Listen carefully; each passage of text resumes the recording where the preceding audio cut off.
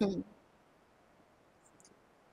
Hello students, welcome to MD science classes. कल हमने हमारा एक 12th क्लास का चैप्टर स्टार्ट किया था इवोल्यूशन। आज हम उसका लेक्चर नंबर 2 स्टार्ट कर रहे हैं। बेटा वो हमने थ्योरी ऑफ स्पेशल क्रिएशन तक किया था, जिसमें हमने पढ़ा था कि स्पेशल क्रिएशन की थ्योरी कहती है कि सब कुछ गॉड ने बनाया है, जो आज आप हो ऐसे ही आए हो, इवोल्यूशन कुछ नहीं है। ये जो थ्योरी है डिसमिस हो गई थी। जो सेकंड थ्योरी है वो है अपनी पेंसपर्मिया की। पेंसपर्मिया की थ्योरी हालांकि हमारे एनसीईआरटी में गिवन नहीं है, लेकिन नीट में एक बार इससे क्वेश्चन आ गया था, इसलिए आपको पढ़नी जरूरी है। पेंसपर्मिया की थ्योरी क्या कहती है कि जो हमारा यूनिवर्स है, यूनिवर्स से कुछ स्पोर्स आए हैं बच्चों, और वो स्पोर्स से ही लाइफ आई है। अभी आप ये जो थ्योरी पढ़ रहे हो ना, जैसे आपने पहली थ्योरी पढ़ी स्पेशल क्रिएशन की, ये दूसरी थ्योरी है। ये थ्योरीज बता रही है कि धरती पे जिंदगी कैसे आई है। ठीक है, तो कुछ साइंटिस्ट ने पहले गलत गलत थ्योरी दी, फिर धीरे धीरे हम सही पर पहुंचे हैं। तो जो सेकंड थ्योरी है वो क्या कह रही है कि यूनिवर्स से क्या आए, स्पोर्स आए। जैसे ये मिट्योरेट्स हिट नहीं करती धरती पर, इन मिट्योरेट जो ये मिट्योरेट्स है इनके थ्रू स्पोर्स आए धरती पे, उन स्पोर्स से ही लाइफ आई है। ये थ्योरी कह रही है। ठीक है, तो आपको बस इतना याद रखना है कि पेंसपर्मिया थ्योरी के अनुसार ये ग्रीक थिंकर्स हैं, कुछ ग्रीक ये बोलते हैं कि जो हमारी धरती पे लाइफ है वो कहाँ से आई है, बाहर से आई है। और कैसे आई है बेटा, स्पोर्स की वजह से आई है। स्पोर्स आए और वो ही अपने साथ क्या ले आए, लाइफ ले आए। ठीक है, दैट्स इट। थर्ड थ्योरी है हमारी, जो थ्योरी है स्पॉन्टेनियस जनरेशन की थ्योरी। कौन सी थ्योरी है ये, थ्योरी ऑफ स्पॉन्टेनियस जनरेशन। ये थ्योरी क्या कहती है, देखो ये थ्योरी कहती है कि जो लाइफ है वो डिकेइंग या गली सड़ी जो पुरानी चीजें हैं उनसे बनती है। यानी कि in short this theory says life comes from non living material. जितना भी नॉन लिविंग मटेरियल है, जो डेड एंड डिकेइंग मटेरियल है, डेड एंड डिकेइंग मटेरियल है, कहता है कि उससे लाइफ बनी है।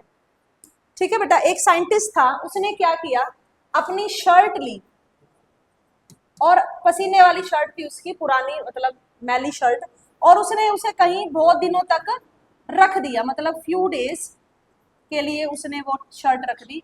बाद में उसमें देखा उसने कि वहां ना माउस थे, उसकी टी शर्ट के आसपास माउस थे।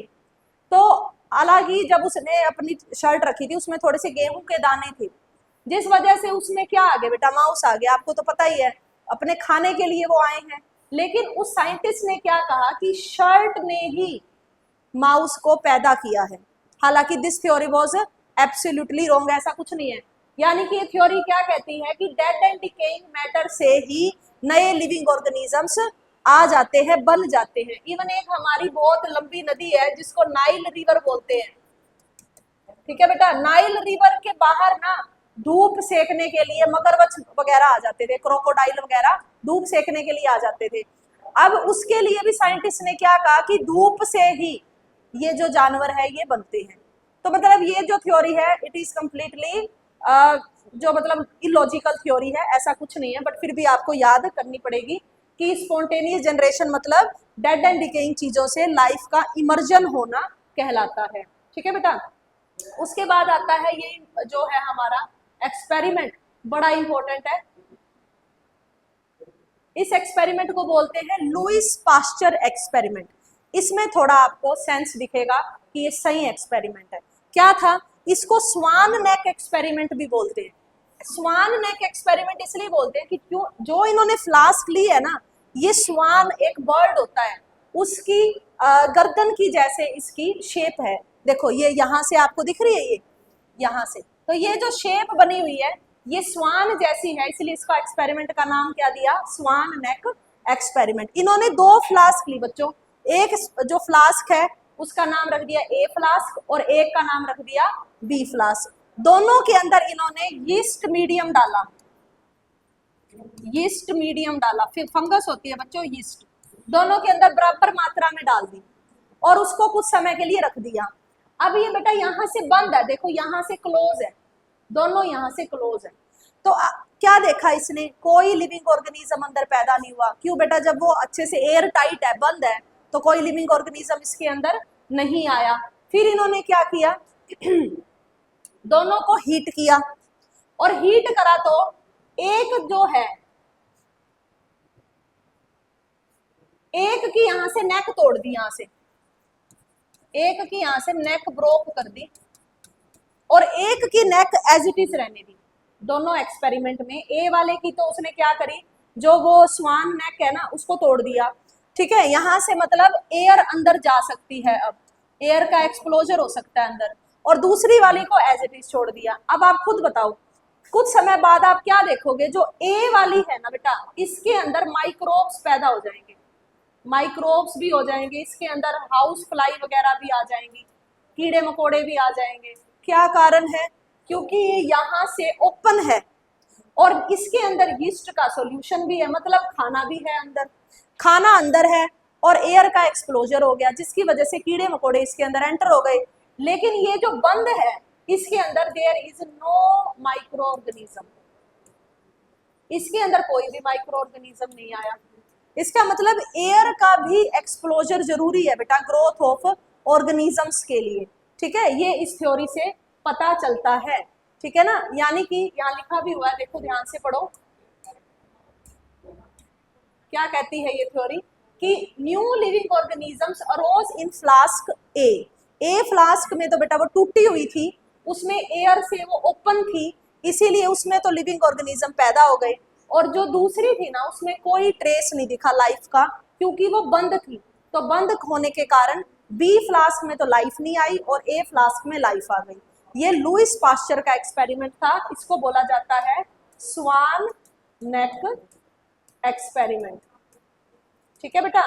तो इन्होंने कहा है कि लिविंग ऑर्गेनिज्म पैदा होते हैं ना, उसमें एक तो एयर की भी जरूरत है, एक न्यूट्रिएंट की जरूरत है बेटा, बिना खाना खाए कौन जिंदा रहेगा। यहाँ पर न्यूट्रिएंट क्या था, यीस्ट, तो यीस्ट की वजह से ही लिविंग ऑर्गेनिज्म अट्रैक्ट हुए, इसी वजह से वहां उनकी ग्रोथ हुई।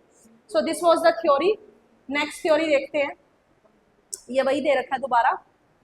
अगली जो हमारी थ्योरी है, उस थ्योरी का नाम है theory of chemical evolution. Chemical evolution क्या है, अब इसको ध्यान से सुनना, फिर इसको करने के लिए बहुत सारे एक्सपेरिमेंट भी आते हैं, पहले आप इसको अच्छे से समझो। देखो बच्चों, हमारी जो अर्ली अर्थ थी, अर्ली अर्थ हमने कल भी पढ़ा है, अर्ली अर्थ में एक तो मीथेन थी, एक अमोनिया थी, एक वाटर वेपर थे, और एक थे हमारे हाइड्रोजन। सबसे पहले ये चार चीजें मिली थी धरती के ऊपर, methane, CH4, ammonia, water vapour और हाइड्रोजन। इन और उस समय पे टेम्परेचर कितना था बेटा, बहुत ही ज्यादा हाई टेम्परेचर था, 1000-2000 डिग्री तो टेम्परेचर होता था, बड़ा ही टेम्परेचर था। फिर धीरे धीरे क्या होने लगे थे, वोल्केनो फटने लगे थे, है ना। और इस वजह से इन चारों के मिलने की वजह से ना बेटा अमाइनो एसिड बने थे सबसे पहले। क्या बने थे, अमाइनो एसिड। आज हम बायो में पढ़ते हैं, आपने पिछले चैप्टर में भी पढ़ा, अमीनो एसिड से प्रोटीन बनते हैं, और प्रोटीन क्या है, एक बायोमोलिक्यूल है। यानी कि अमाइनो एसिड्स बने किससे, इन सारी चीजों से, और फिर अमाइनो एसिड से धीरे धीरे लाइफ आई है। यही तो है केमिकल इवोल्यूशन, यानी कि केमिस्ट्री, यानी कि केमिकल्स की वजह से लाइफ आई है बच्चों। सब सेल कब बनेगा, पहले बायोमोलिक्यूल बनेंगे, फिर सेल बनेगा। इसका मतलब ये जो मीथेन है, ये जो अमोनिया है, वाटर वेपर है, हाइड्रोजन है, हाई टेम्परेचर, बिजली कड़कती थी, बारिश होती थी, वोल्केनो फटते थे, इस तरह का धरती का माहौल था तब अमीनो एसिड्स बने थे। ये अमीनो एसिड्स बने, इनको हम बोलेंगे माइक्रो मोलिक्यूल, क्योंकि ये छोटे मोलिक्यूल्स हैं। और फिर जब अमीनो एसिड से आगे क्या बनेगा बच्चों, प्रोटीन, तो आप प्रोटीन को क्या बोलोगे, मैक्रो मोलिक्यूल। यानी कि पहले इनसे माइक्रो मोलिक्यूल बने, और फिर माइक्रो मोलिक्यूल से क्या बने बच्चों, मैक्रो मोलिक्यूल बने। This is known as chemical evolution. इसी को हम क्या बोलेंगे, केमिकल इवोल्यूशन बोलेंगे। देखो यहाँ पे साफ दिखाया हुआ है, यहाँ दिखाया हुआ केमिकल इवोल्यूशन। ये कुछ हमारी पुरानी धरती बता रखी है, फिर नीचे से वोल्केनो आ रहे हैं, ऊपर से बारिश आ रही है, हाई टेम्परेचर है, ठीक है, और मीथेन, अमोनिया, इन सब के मिक्सचर से अमीनो एसिड्स का बनना केमिकल एवोल्यूशन कहलाया था। ठीक है बेटा, देखो ये सारी चीजें हैं। अब इसी को अप्रूव भी तो कोई करेगा, तो प्रूव करने के लिए operon and हेल्डन I, operon and हेल्डन theory, जो भी मैं आपको बता रही हूँ ना बेटा, यही थ्योरी है ओपेरन एंड हेल्डन की थ्योरी। ये ओपेरन सर हैं और ये हेल्डन सर हैं। इन दोनों ने ही केमिकल इवोल्यूशन की थ्योरी दी थी, जो मैंने अभी आपको बताई है। थ्योरी क्या कहती है कि हाई टेम्परेचर वोल्केनोस और कंटिन्यूस रेनफॉल होने के कारण जो हाइड्रोजन, वाटर वेपर्स, अमोनिया और ये अपना जो गैसेस थी सारी, इनके कंबाइन होने की वजह से सबसे पहले क्या बने थे बच्चों, अमीनो एसिड्स बने थे। ठीक है, this is known as chemical evolution. That means life emerges from pre existing non living organic molecule. Life कहाँ से आई है बच्चों, नॉन ऑर्गेनिक मॉलिक्यूल्स है, मतलब जो नॉन लिविंग ऑर्गेनिक मॉलिक्यूल्स हैं, उन ऑर्गेनिक मॉलिक्यूल से लाइफ बनी है, ये थ्योरी कहना चाहती है। ठीक है बेटा, अब लास्ट एक मिलर एक्सपेरिमेंट भी है। मिलर एक्सपेरिमेंट बड़ा इंटरेस्टिंग एक्सपेरिमेंट है, इसे और देखो। दो साइंटिस्ट है बेटा, एक का नाम है यूरे, एक का नाम है मिलर। यूरे तो टीचर था और ये इसका स्कॉलर था।